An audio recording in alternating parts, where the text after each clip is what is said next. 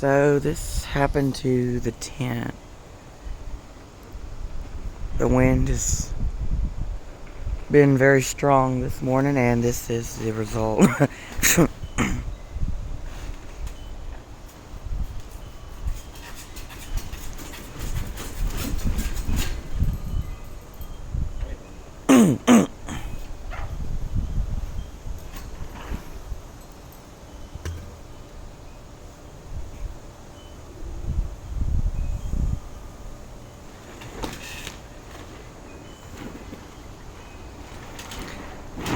Oh, hell.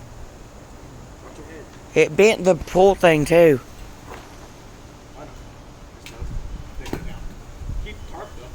No, it bent the pull thing. The pull net. The pole. Shit. Get that out from behind there. Oh, shit. Oh, go get Danny. If you paid that guy money for that. Leave it be. Let it be. Hey.